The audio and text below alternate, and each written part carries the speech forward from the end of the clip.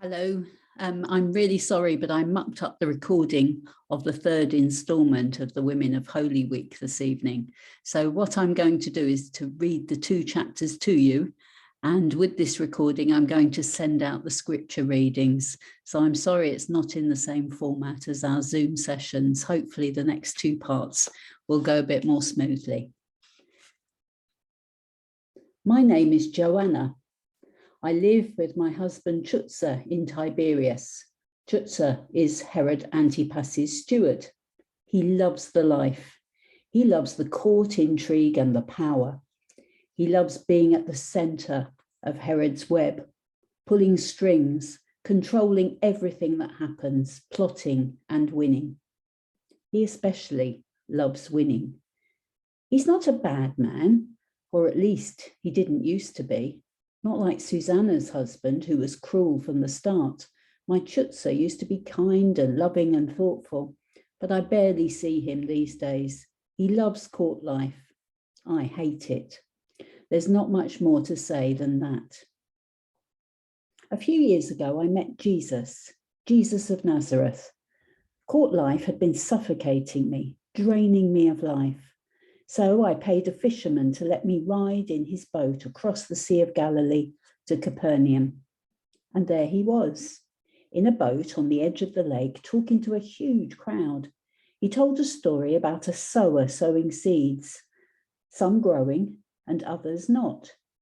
It felt in that moment as though something was sown in me. I just had to know more. So I began to follow him, me and a number of women.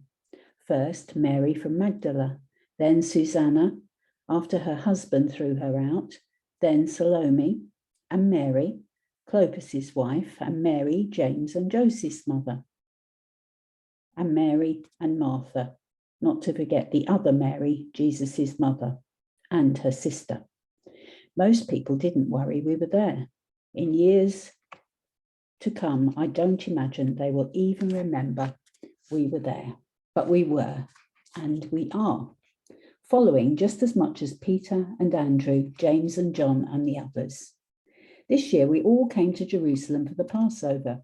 We don't normally all come together, but this year feels different somehow. It feels as though there's some kind of shadow hanging over us all, just out of sight, but hanging there nevertheless. Recently, Jesus has started saying the strangest of things about the Son of Man needing to suffer and be rejected and die and rise again. None of us had any idea what he meant, but when he said it, there would be a look of such devastating sadness in his eyes, I thought my heart would break. One time I told him we didn't understand. He looked at me with such love in his eyes and said, "You will. One day you will." I've been worrying for days about Passover. Once the pilgrims flood into the city, you can't get a decent-sized room for love or money. And there were so many of us, Jesus and the 12, and us women and a few others besides. I kept on asking the other disciples, but they didn't seem that bothered about it. I even tried talking to Judas, but he seemed distracted, had done for days. Getting 2 words out of him together was nigh on impossible. At last, I broke down. I couldn't bear it a moment longer, and I burst out. "So where do you want us to go and make the preparations for you to eat the Passover?" I realised it sounded unnecessarily aggressive, but by then I was so frustrated I didn't know where to put myself. He laughed in that way he did, throwing his head back and shaking with mirth. "You could have just asked," he said. He told me to go with Susanna. We'd find a man with a water jar, he said. He'd take us to a house where we were to say, "The teacher is asking for the guest room." So we did, and it worked out exactly like he'd said.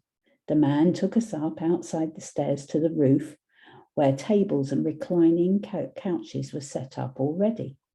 All around us, on roofs across the city, others were preparing themselves for the feast. And in the distance, the temple stood proudly against the skyline. Throughout the day, one by one, the other women arrived, and soon our preparations were in full swing. As night fell, Jesus arrived with the 12. We all settled down together to eat and drink and remember our story, a story of freedom and of a God who hears our cry. Towards the end of the meal, Jesus picked up a loaf of bread, just like he always did at the start of every meal. He raised his eyes to heaven and blessed it and passed it around. "This is my body," he said. We looked at each other, flummoxed. It was one of those many moments of late where we had to admit we didn't really know what was going on. It was bread. What on earth did he mean? "Take, eat," he said. "This is my body given for you." Then he took a cup. "This is my blood of the new covenant poured out for many. Drink it," he prompted. So we did, not understanding, but feeling somehow as though the moment would define us for the rest of our lives. Jesus was like that, I'd found over the years. He would let you grow into the truth that he brought in your own time. There was no judgment, no condemnation if you didn't understand. Just when you were ready was fine with him. I couldn't shake the feeling, though, that this time was short, that I needed to work it out urgently. I knew this Jesus had changed the world forever. I knew he was our long-awaited Messiah. I knew even that long-expected though he had been, so far he had defied every expectation we had. All this I knew, but there was something I didn't know. It lurked just out of reach at the edges of my mind. I reached for it desperately, but it slipped further away.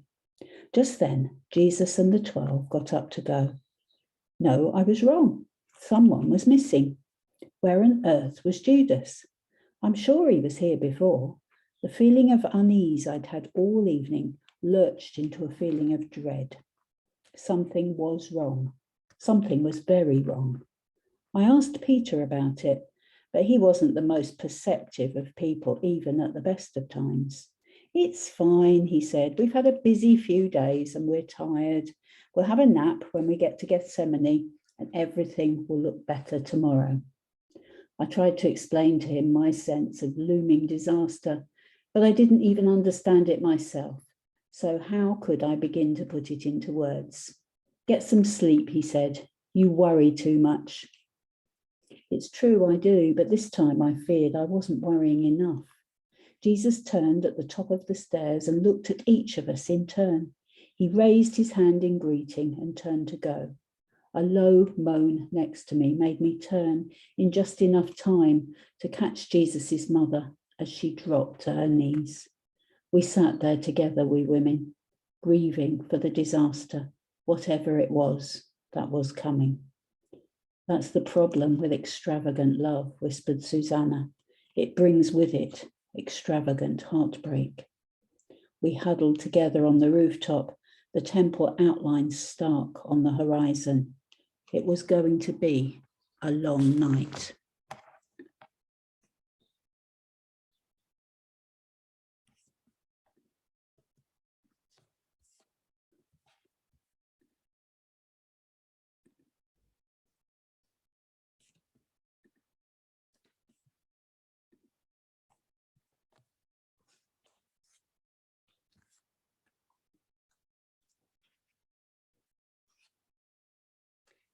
My name is Salome.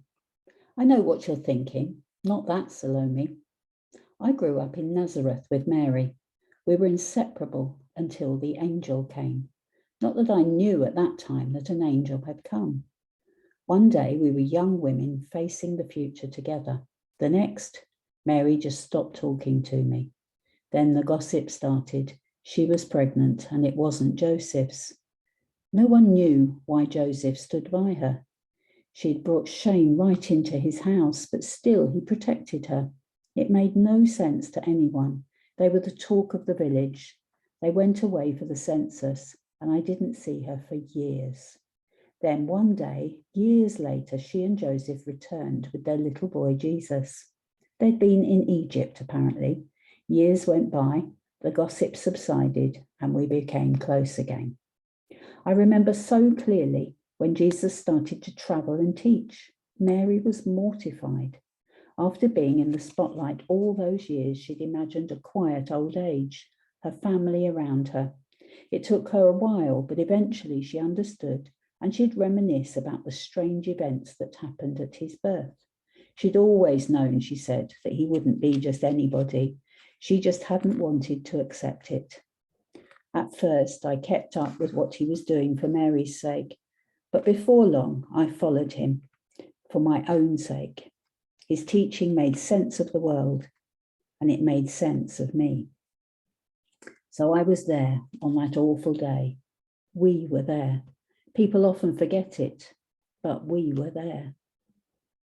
Later, they said that all his followers had run away, that he had been left alone, quite alone, that everyone had left him. Everyone, I would ask. Yes, we all left him, Peter would say. We're all as bad as each other. We all left him. We all fled. All of us? Yes, all of us. Every last. Oh, it often took him a while, but most of the time he would get there in the end, at least until he forgot again. Not everyone. Exactly, I would say, not everyone. You see, we were there, Mary Magdalene and me. Obviously not in the Garden of Gethsemane. Jesus had gone ahead with the 12 by himself, leaving us bemused and grieving on the roof. But the moment we heard what had happened, and it went around Jerusalem like wildfire, we followed him, just like we had in happier times in Galilee. It's what I'd always done.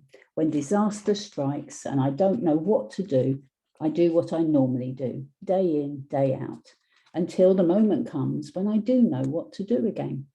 So when it felt as though the world was collapsing around us, we did what we'd been doing for the past few years. We followed him. We followed him to Caiaphas's house and shivered through the long, dark hours in the courtyard. We followed him to Pilate's house, listening with incredulous horror, while the crowd cried out, "Crucify, crucify," all around us. We followed him to Herod's house and back again. And then we followed him where we never imagined we'd go, to his crucifixion. At some point during the long, miserable wait, Mary Magdalene slipped away and came back with the other women, Susanna and Joanna, Mary, Clopas' wife, and Mary, Joseph's mother, and of course Jesus' own mother, Mary.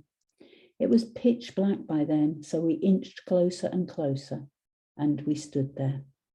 We stood there all that cold, wretched day, watching as, breath by dying breath, our hopes and dreams died before our eyes, and with them everything we held dear. We had talked over the years, Mary and I, about the strange events that had happened when he was born. In the end, she told me about the angel coming. She even told me his name, Gabriel. We pondered together about it all, wondering what it all meant. The thing we talked about most was what Simeon had said to her when she'd taken Jesus to the temple as a baby. He'd said the strangest things about who Jesus would become, the outrage he would cause, and how he would reveal who people really were. He was right. I'd seen it in so many of the people that Jesus met. I'd noticed it in myself. There was something about him and about how that made you react, which simply revealed who you really were, even if you weren't aware of it at all. But it was the last thing that Simeon had said that Mary puzzled over the most. Apparently, he'd turned to her at the end, looked at her with deep compassion, and said that a sword would pierce her soul too. She'd wondered over the years what that meant. Perhaps he'd meant that awful moment when she thought Jesus was lost in Jerusalem. Perhaps he'd meant the pain of him leaving home, the desperate loss of her beloved firstborn son. Perhaps he'd meant the embarrassment she'd felt when she'd first heard that he'd started teaching people without ever having studied with a rabbi first. Was that what he'd meant?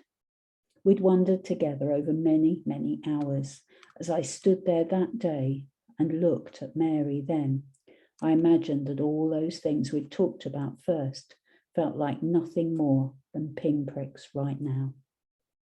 As we were holding on to each other in our grief, in a simple effort to stay upright, I discovered that she'd been thinking exactly the same thing. I heard her whisper quietly to herself, "So this is what Simeon meant." At some point during that long, lonely vigil, the beloved disciple appeared quietly by our side. I don't know when he got there. That was just like him. Never with a fanfare, never drawing attention to himself, never forcing himself into situations. I think that was what Jesus liked so much about him. His company was gentle, undemanding, easy. When so many people wanted so much from Jesus all of the time, he didn't. He was just there. He was one of those people you felt better simply because they were there. From the cross, Jesus noticed him at almost the same time that we did. Jesus hadn't spoken during that long, agonizing time, but just then he said, "Your son and your mother," looking at one and then the other of them. Then he just looked at Mary, a look of pure love. It broke my heart. And he wasn't even my son. A few moments later, he asked for a drink and sighed, "It is finished." Then it was. Everything was over, everything bar our anguish. We stood there for what seemed like hours, numb and shocked. Then we did what we'd always done. We followed him. Some men we didn't know took his body off the cross, so we followed them. They took him to a tomb nearby, so we followed them. We watched as they buried him. They didn't anoint him or use spices. They were in too much of a rush before sundown. They put his body on the ledge, rolled the stone across the entrance, and went away. We stood at a distance, unsure what to do next. We couldn't do anything until the next day. It was the Sabbath. But we agreed that we'd come back early on Sunday morning before anyone else was up. We would anoint him then. You may be thinking that we hadn't thought it through, and you'd be right. Grief does that to you. We had no idea how we'd roll the stone away. The whole task, not just the rolling of the stone, but the anointing and the ceremony, all of it was a man's job, really. Normally our job was to lead the lamentation. But we had no choice. They'd run away, all of them, and there was only us. And after everything we'd been through, we couldn't bear the thought that his body would be left there uncared for, unwept over, unanointed. We were doing what we'd always done, following him, caring for him as best we could, even when no one noticed. They said later that everyone ran away, but we were there. People often forget it, but we were there.